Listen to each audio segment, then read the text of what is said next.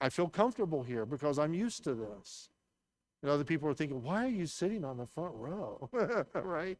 That's not comfortable. And other people are like, well, no, I'm used to this. This is comfortable for me now. People are different.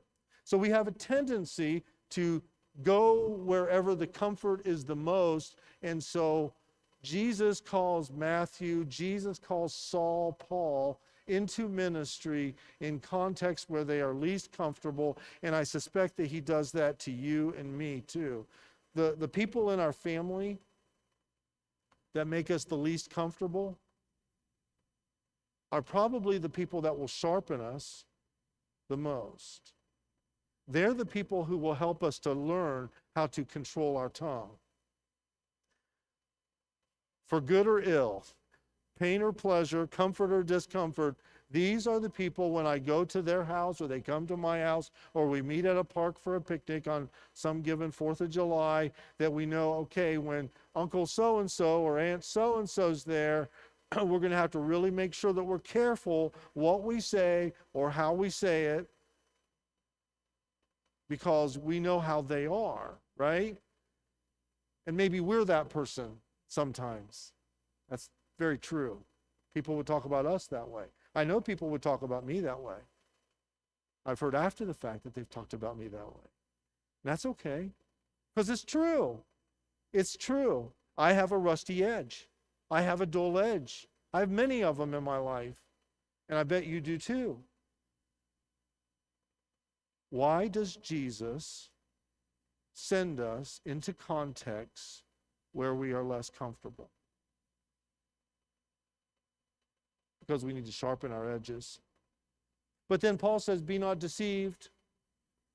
Bad company corrupts good moral. Bad company. Well, if I have a dull edge, then can't I be the bad company? Yeah. So this really challenges me to think about, okay, well, how am I supposed to decide how to interact with people? And who? And when and where? Now, in Matthew 9, as we read on, Jesus tells Matthew to follow him, and he did. And then in verse 10 it says, it happened that as he was reclining at the table in the house, behold, many tax gatherers and sinners came and were dining with Jesus and his disciples. And when the Pharisees saw this, the Pharisees, the religious elite, these super good guys, the ones who had no dull edges and no rust in their lives that they could see in themselves, when the Pharisees saw this, they said to his disciples, why is your teacher eating with the tax gatherers and sinners? What are they thinking? What are they thinking? They're thinking that there's something wrong with that. They would probably quote Paul, if you move him ahead a century, not even that long, when Paul said that bad company corrupts good morals. Hey, why are you hanging out with sinners and tax collectors? Bad company corrupts good morals. Right? So we rip these passages right out of their context. What was the context of that when Paul said that? He was telling the church to be careful about other people at church. That's what he was talking about. That there's people at church who are going to tell you things that are just not true. Therefore, you should quit going to church. Right? Oh, I've heard plenty of people conclude that. Oh, why should I go? I don't need to go to church. I mean, there's just a bunch of hypocrites there anyway. My response to that is you're absolutely right. And in fact, everywhere I go, there's hypocrites because I'm there. But there's hypocrites everywhere. Do you ever go to the bank? Do you ever go to the store? How about Walmart? Do you ever go anywhere? Do you ever go to any family reunions? There's hypocrites everywhere. So why is it the church? Why is that the one that you decide that you don't need to go to church? Because there's hypocrites there. It's just an excuse. That's all it is. It's an excuse. You deal with hypocrites every day of your life. You can deal with them at church too. Paul's advice in 1 Corinthians 15 is not, so stop going to church or stop going to that church. No, there's none of that kind of teaching there. It's all just, hey, here's the truth. Be careful about people teaching you things that are not right. And that could be about the way you live your life, the morality you choose to live by. It could be a lot of things. But the Pharisees, the ones who thought they were all perfect and everything in the eyes of God, they only had criticism for being in the company, bad company, good company, being in the company of people who were obviously bad people, because they did these things, as opposed to the Pharisees who did the good things and were therefore the good people. That's their thinking, but that's not what the message of the gospel teaches. The message of the gospel teaches that we've all sinned and fallen short of God's glory. The gospel teaches us that Jesus came to die for the sins of the whole world.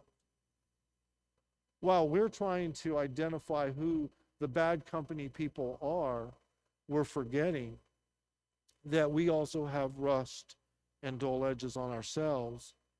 And while there is wisdom in making sure that I don't allow other company, other company, I didn't say bad company, I said other company. While it's important that I recognize that I can't allow other company to have a bad influence on me, it's still also true that iron sharpens iron. Two rusty knives can sharpen each other.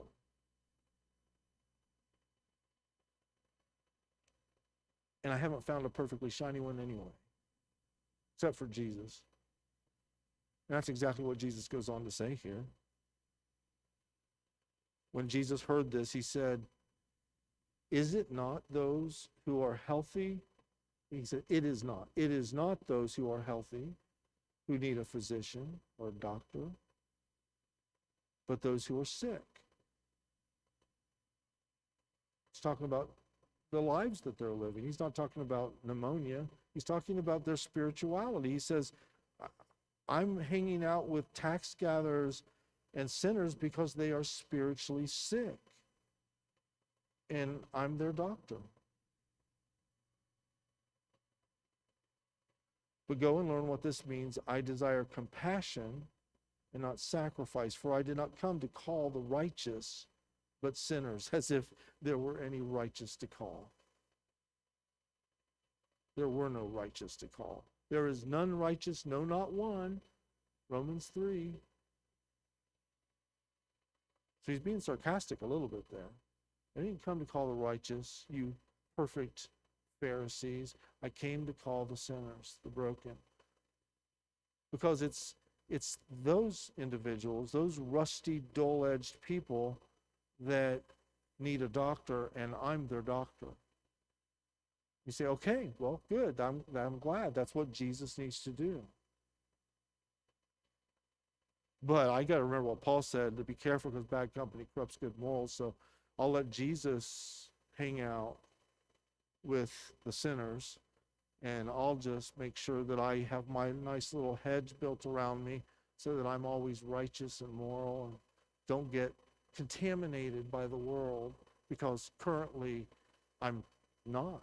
I'm just so shiny. So let Jesus go deal with the sinners. Anything wrong with that? There's a lot wrong with that way of thinking. Isn't Jesus supposed to live in your life? I thought we were taught that Christ is in us. So if Christ is in us and we refuse to let iron sharpen iron, I'm going to get rustier, and so are they. Just hanging out isn't good enough. Just hanging out is not good enough. It's not enough. I need somebody to challenge me. I need somebody to make me a better man. I need somebody to make me a better student. I need somebody to make me a better Christian. I need somebody to make me a better husband, a better father, a better grandfather. I need somebody to help me be a better preacher. I need somebody to help me to be whatever God calls me to be. I need people to help me be better at it, which means that I better be humble and I better be open to criticism.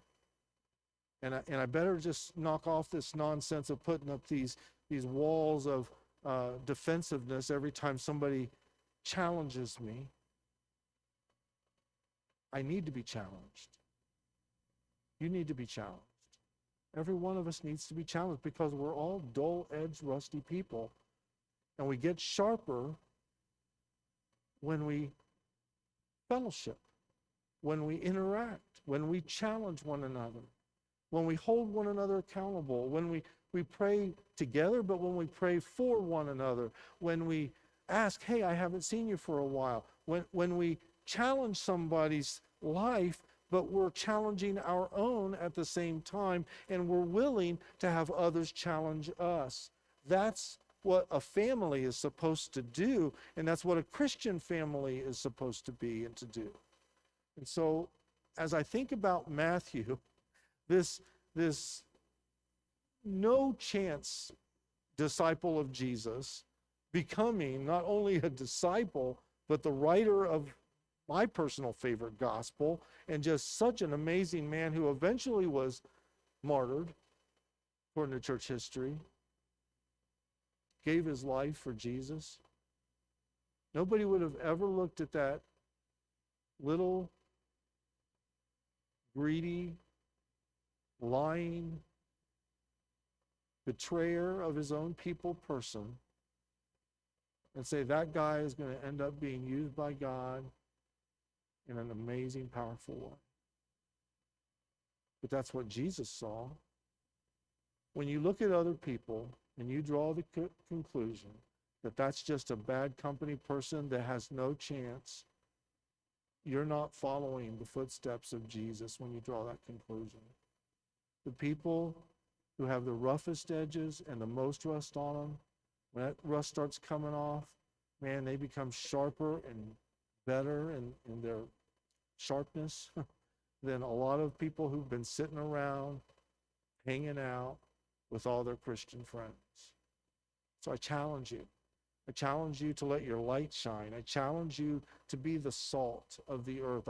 I challenge you to make a difference and to not just be so obsessed with making sure that nobody sees you hanging out with somebody that's of a bad reputation, that you're so concerned about what everybody else thinks that you let people just fall by the wayside. Jesus didn't do that. He didn't do that with Matthew. He didn't do that with anybody. And neither should you, and neither should I. I know all of us only have so much time in a given day, and we have responsibilities. But as we go through life, let's be open to influencing and touching the most difficult, challenging people sometimes that we come across. Maybe the ones who make it really uncomfortable for us sometimes.